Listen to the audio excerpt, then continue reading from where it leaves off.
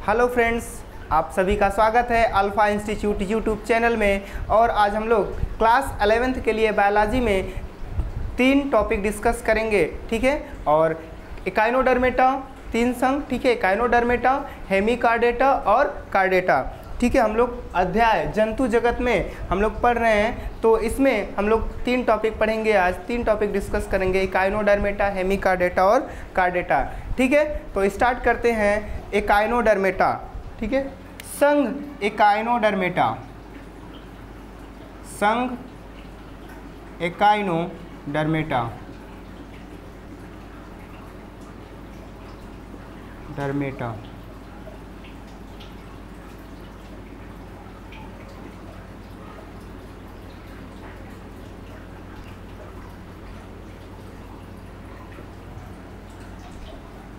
आइए देखते हैं संघ इकाइनोडर्मेटा में पाए जाने वाले जो जंतु होते हैं उनका क्या प्रमुख लक्षण होता है, और कुछ उदाहरण की भी बात करेंगे हम लोग। तो देखिए, इकाइनोडर्मेटा का मतलब होता है कांटेदार त्वचा। इकाइनस, इकाइनो मीन्स इकाइनस और डर्मेटा मीन्स होता है त्वचा। तो इन जीवों की जो त्वचा होती है वो कैसी होती है? कांटेदार त्वचा पाई जाती है। इनकी त्वचा में कांटे जैसी संरचनाएं पाई जाती हैं, जिसको कहते हैं कंटिकाएं। तो इनके शरीर में त्वचा पर कंटिकाएं उपस्थित होती हैं, ठीक है। और ये कंटिकाएं किसकी बनी होती हैं? कैल्शियम युक्त होती हैं। ये कंटिकाएं किसकी बनी होती हैं? कैल्शियम इसमें पाया जाता है। और यह किस तरह से काम करती हैं? यह कंकाल के रूप में कार्य करती हैं या शरीर को सहारा प्रदान करती हैं।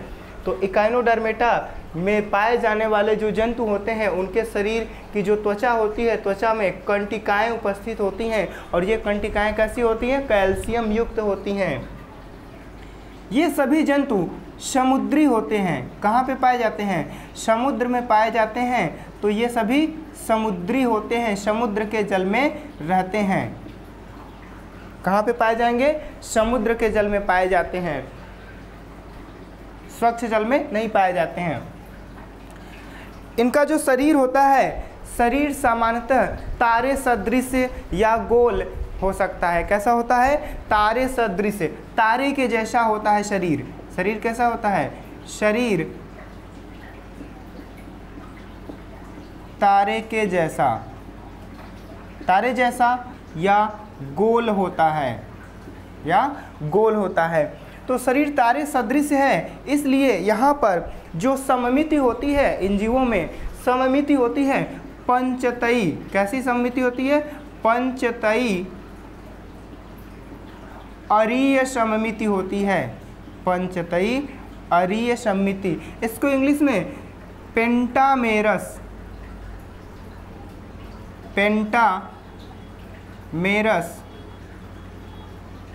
रेडियल सिमेट्री कहते हैं। पेंटामेरस रेडियल सिमेट्री कहते हैं, ठीक है। इसका एक एग्जाम्पल है स्टारफिश। कौन सा एग्जाम्पल है? स्टारफिश, जिसको तारा मछली कहते हैं। कौन सी मछली कहते हैं? तारा मछली,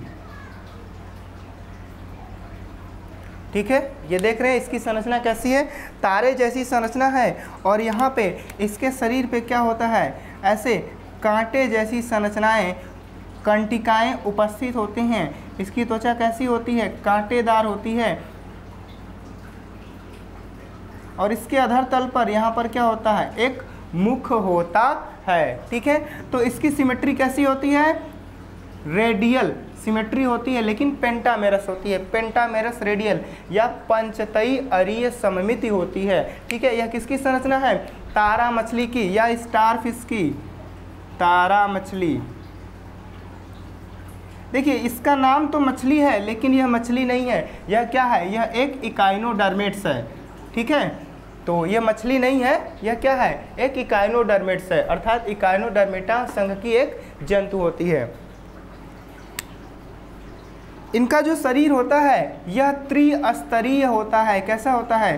त्रिस्तरीय, अर्थात जो भ्रूण होता है, भ्रूण में मीजोडर्म, एक्टोडर्म और एंडोडर्म तीनों परत पाई जाती है, ठीक है, जिससे क्या होता है, शरीर का निर्माण होता है। ये सभी ड्यूटेरोस्टोमी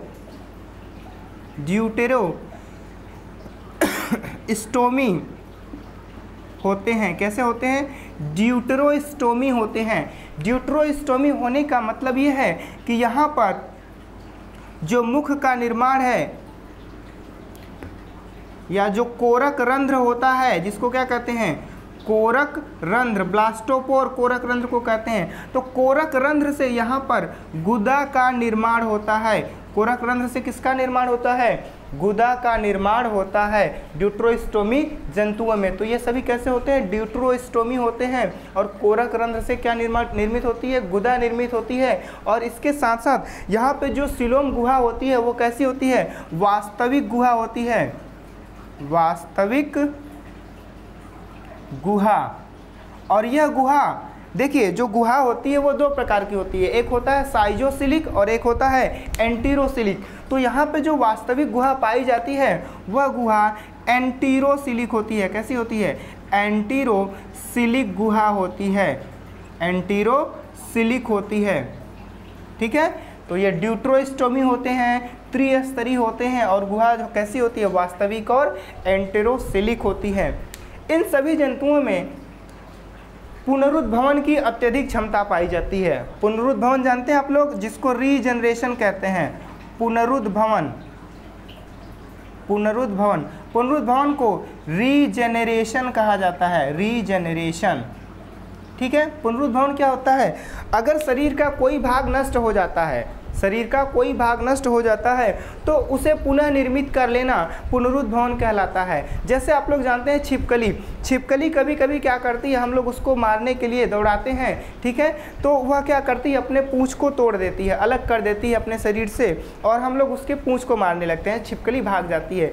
लेकिन 1 महीने के अंदर ही क्या करती है, छिपकली पुनः अपने पूंछ को निर्मित कर लेती है। तो यह कौन सी प्रक्रिया हुई? पुनरुद्भवन की प्रक्रिया। तो इकाइनोडर्मेटा के जो जंतु होते हैं उन सभी में क्या होता है? पुनरुद्भवन की क्षमता होती है। अगर क्या किया जाए, स्टारफिश या तारा मछली के एक आर्म को, एक भुजा को क्या किया जाए, काट करके अलग कर दिया जाए, तो यह क्या कर सकती है? पुनः अपने भुजा को निर्मित कर सकती है। यही क्षमता क्या कहलाती है? पुनरुद्भवन कहलाती है। तो इन जंतुओं में क्या होता है? पुनरुद्भवन की क्षमता होती है। आगे देखिए और क्या लक्षण होते हैं। यहाँ पर एक विशेष प्रकार का जल संवहन तंत्र पाया जाता है, जल संवहन तंत्र। इसे वाटर वैस्कुलर सिस्टम कहा जाता है, वाटर वैस्कुलर सिस्टम, जल संवहन तंत्र या वाटर वैस्कुलर सिस्टम। इस तंत्र का 3 प्रमुख कार्य होता है। एक होता है भोजन ग्रहण करना, क्या करना? भोजन ग्रहण करना। तो यह भोजन ग्रहण करने में क्या करती है? मदद करती है। इसके अलावा यह गमन में, ठीक है, गमन में भी क्या करती है? सहायता करती है, मदद करती है। और श्वसन प्रक्रिया में भी यह क्या करती है? मदद करती है, ठीक है। किसमें? श्वसन में भी मदद करती है। तो जल संवहन तंत्र का 3 कार्य होता है, भोजन ग्रहण करना, भोजन पकड़ना, ठीक है, गमन और श्वसन। और यहाँ पे क्या पाया जाता है? यह प्रमुख लक्षण है इस संघ के जंतुओं का कि इनमें क्या पाया जाता है? जल संवहन तंत्र पाया जाता है। परिसंचरण तंत्र खुले प्रकार का होता है। परिसंचरण कैसा होता है? परिसंचरण तंत्र या परिसंचरण खुले प्रकार का होता है। कैसा होता है? खुले प्रकार का, ठीक है। यहाँ पर जो आहार नाल होती है या जो पाचन तंत्र होता है सरल होता है। पाचन तंत्र कैसा होता है? सरल प्रकार का होता है। और जो आहार नाल होती है वह कुंडलित होती है। आहार नाल कैसी होती है? आहार नाल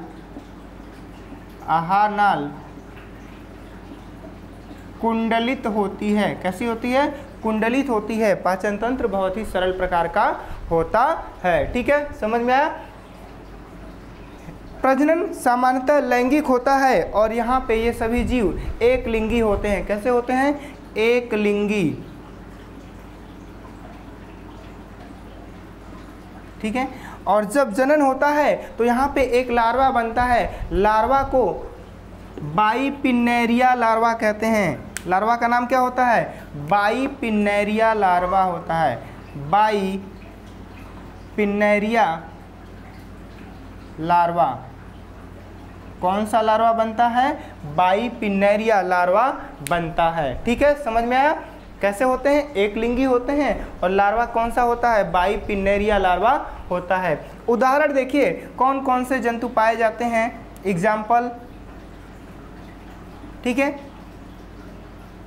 तारा मछली, जिसको हम लोग क्या कहते हैं? स्टार फिश कहते हैं। Star fish.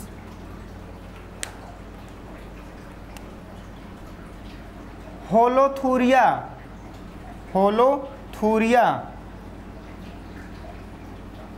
होलोथूरिया को समुद्री खीरा कहा जाता है।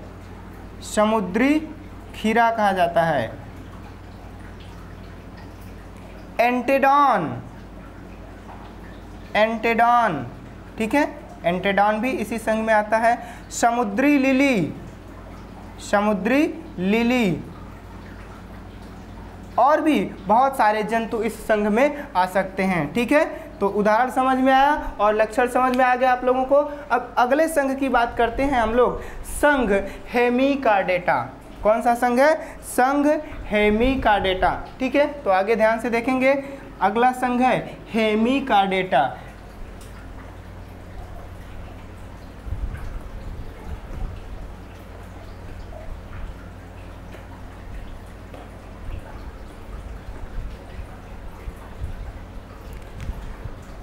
संघ हेमिकार्डेटा।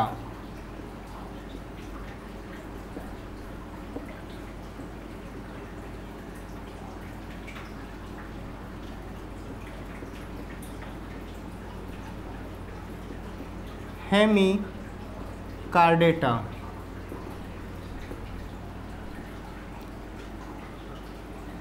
देखिए, इस संघ के जो जंतु हैं ये सभी जंतु समुद्र में रहते हैं। कहाँ पे रहते हैं? समुद्र में रहते हैं। ये सभी समुद्री होते हैं और बिल बना करके रहते हैं। क्या बना करके? बिल बना करके रहते हैं। इन संघ के जंतुओं को एकार्न कृमि कहा जाता है। क्या कहते हैं? एकार्न कृमि कहते हैं। इन संघ के जंतुओं को, संघ हेमिकार्डेटा में जो जंतु आते हैं उनको क्या कहते हैं? एकार्न कृमि कहा जाता है। इनका नाम हेमिकार्डेट क्यों है? क्योंकि इनमें कार्डेट के कुछ लक्षण पाए जाते हैं, जैसे ग्रसनी क्लोम। क्या पाया जाता है? ग्रसनी क्लोम पाया जाता है। ग्रसनी क्लोम, दरारें, और इसके अलावा यहाँ पे तंत्रिका रज्जु। ठीक है, पृष्ठ तंत्रिका रज्जु। ये दो लक्षण कार्डेट के पाए जाते हैं, दो ही लक्षण। ठीक है, यहाँ पे नोटोकार्ड नहीं पाया जाता, इसलिए इस संघ के जंतुओं को या इस संघ का नाम क्या रखा गया है? हेमिकार्डेटा। हेमी का मतलब होता है आधे, तो ये आधे कार्डेट है, इनको हेमिकार्डेटा कहा जाता है। यहाँ पर जो शरीर होता है इनका 3 भागों में बटा होता है। इनका शरीर क्या होता है? 3 भागों में बटा होता है। शुंड, कॉलर तथा धड़। इसमें 3 भाग होते हैं, शुंड, कॉलर तथा धड़। ठीक है, शुंड को प्रोबोसिस कहते हैं, प्रोबोसिस। कॉलर को कॉलर कहते हैं। ठीक है, और धड़ को ट्रंक कहा जाता है, ट्रंक। तो इनके जो शरीर है उनमें 3 भाग होते हैं, प्रोबोसिस, कॉलर और ट्रंक। ठीक है, मैं एक डायग्राम बना रहा हूं जिसमें आप लोग तीनों भागों को देख सकते हैं।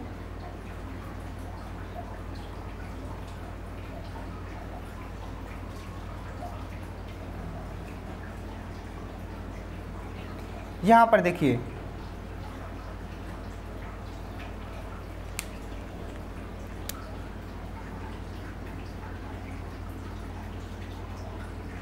ये बैलेनोग्लॉसस का डायग्राम है।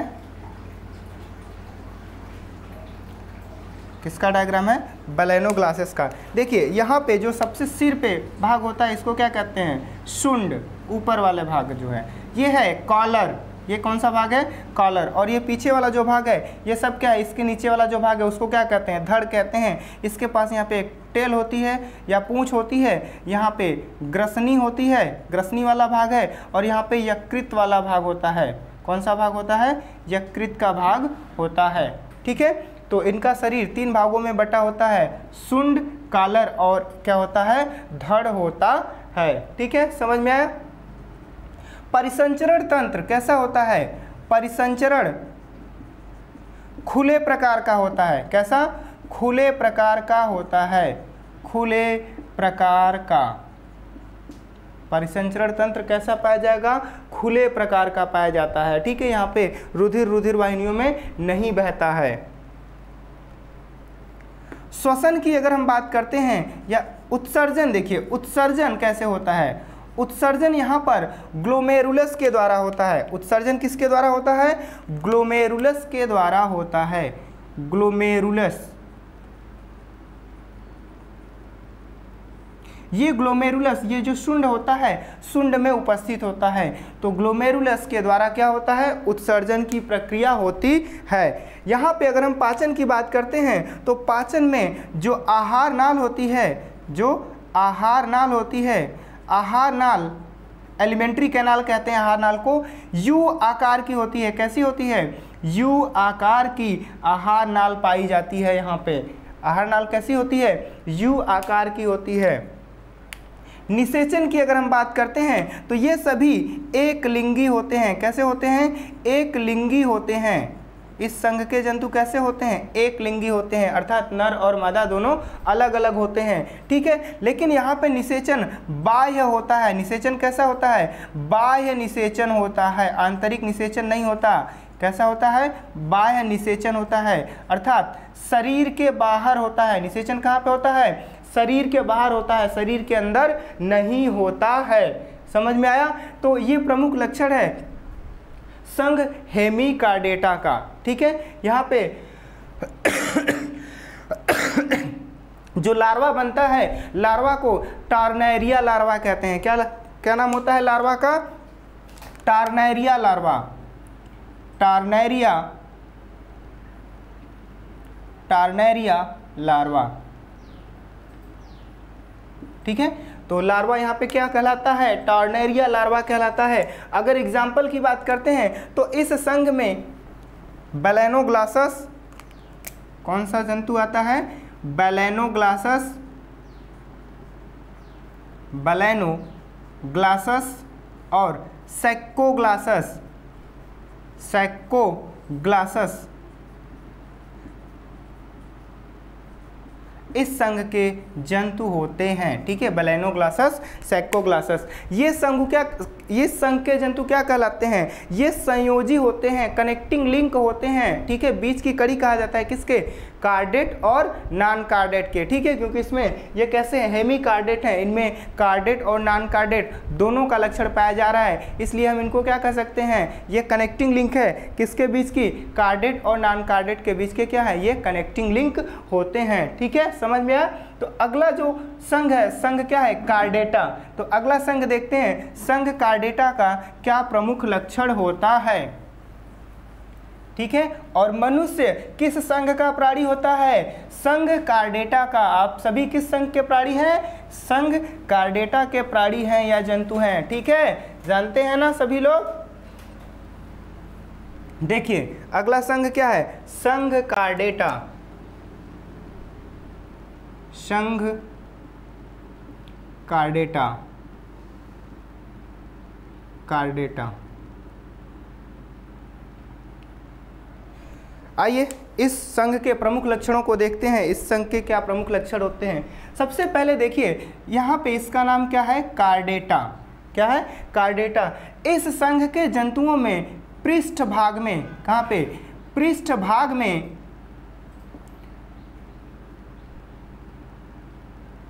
नोटोकार्ड क्या पाया जाता है? नोटोकार्ड पाया जाता है। नोटोकार्ड को पृष्ठ रज्जु कहते हैं। तो पृष्ठ भाग में क्या पाया जाता है? पृष्ठ रज्जु पाया जाता है या नोटोकार्ड पाया जाता है। यह एक छड़ जैसी संरचना होती है जो शरीर को सहारा प्रदान करती है या सीधा रखती है। ठीक है, क्या होता है पृष्ठ भाग में? नोटोकार्ड होता है या पृष्ठ रज्जु होता है। ठीक है, कुछ जंतुओं में यह जो पृष्ठ रज्जु होता है यह कशेरुक दंड का रूप ले लेता है। किसका? कशेरुक दंड का रूप ले लेता है। कशेरुक दंड का रूप ले लेता है। वर्टिब्री कॉलम कहते हैं इसको, वर्टिब्री कॉलम। तो वर्टिब्री कॉलम किससे बनती है? नोटोकार्ड से बनती है। ठीक है, यहां पर जो जंतु होते हैं, संघकार्डेटा के जो जंतु होते हैं उनमें जीवन के किसी न किसी अवस्था में क्या पाया जाएगा? नोटोकार्ड पाया जाएगा या ग्रसनी क्लोम दरारें। ठीक है, ग्रसनी क्लोम दरारें। ठीक है, तो जीवन के किसी न किसी अवस्था में दोनों संरचनाएं पाई जाती हैं, ग्रसनी क्लोम दरारें और पृष्ठरज्जु या नोटोकार्ड। जीवन के किसी न किसी अवस्था में ये अवश्य पाई जाती हैं, या तो भ्रूण अवस्था में या वयस्क अवस्था में या जीवन भर। ठीक है, समझ में आया? तो अगला लक्षण क्या है? यहाँ पर जो कार्डेट होते हैं, कार्डेट में जो परिसंचरण तंत्र होता है वह बंद प्रकार का होता है। परिसंचरण तंत्र कैसा होता है? परिसंचरण तंत्र, परिसंचरण तंत्र बंद प्रकार का होता है। कैसा? बंद प्रकार का। अर्थात जो रुधिर होता है वह रुधिर वाहिनियों में बहता है, सिराओं में बहता है और धमनियों में बहता है। यहाँ पर हृदय पाया जाता है। हृदय अधर तल पर, कहाँ पे? शरीर के अधर तल पर उपस्थित होता है। ठीक है, पृष्ठ तल पर नहीं, हृदय कहाँ पे होता है? अधर तल पर उपस्थित होता है। और कार्डेट संघ के जो जंतु होते हैं उन जंतुओं में आरबीसी, रेड ब्लड कार्पसेल्स, लाल रुधिर कणिकाएं पाई जाती हैं और इन्हीं आरबीसी की सतह पे यहाँ पर हीमोग्लोबिन नाम का रंगीन पदार्थ, ठीक है, श्वसन रंगा उपस्थित होता है। तो यहाँ पे श्वसन तंत्र, परिसंचरण तंत्र बंद प्रकार का होता है। हृदय कहाँ पे? अधर तल पर स्थित होता है और इनमें लाल रुधिर कणिकाएं पाई जाती हैं जिसकी सतह पे हीमोग्लोबिन उपस्थित होता है। ठीक है, समझ में आया? अगला प्रमुख लक्षण क्या है? देखिए, शरीर के पृष्ठ भाग में तंत्रिका रज्जु पाई जाती है। क्या पाई जाती है? पृष्ठ भाग में। कहाँ पर? पृष्ठ भाग में तंत्रिका रज्जु, तंत्रिका रज्जु। तंत्रिका रज्जु को नर्व कार्ड कहते हैं। क्या कहते हैं? Nerve card. तो शरीर के पृष्ठ भाग में क्या पाया जाता है? नर्व कार्ड पाया जाता है, ट्यूबुलर नर्व कार्ड। यह संरचना नलिका जैसी होती है। तो पृष्ठ भाग में तंत्रिका रज्जु पाया जाता है। ठीक है, इस संघ के जो जंतु होते हैं इनमें गुदा के पीछे एक पेशीय पूंछ पाई जाती है। क्या पाई जाती है? गुदा के पीछे, गुदा के पीछे एक पेशीय पूंछ पाई जाती है। क्या पाई जाती है? पेशीय पूंछ पाई जाती है। ठीक है, इंपॉर्टेंट है। तो यहाँ पर क्या पाई जाती है? गुदा के पीछे पेशीय पूंछ पाई जाती है। समझ में आया? तो ये प्रमुख लक्षण है संघ कार्डेटा के। पृष्ठ भाग में क्या पाया जाएगा? पृष्ठ रज्जु, ग्रसनी क्लोम दरारें पाई जाएंगी, परिसंचरण तंत्र बंद प्रकार का होता है, हृदय अधर तल पर होता है और आरबीसी या लाल रुधिर कणिकाएं पाई जाती हैं। पृष्ठ भाग में तंत्रिका रज्जु उपस्थित होता है और गुदा के पीछे क्या होता है?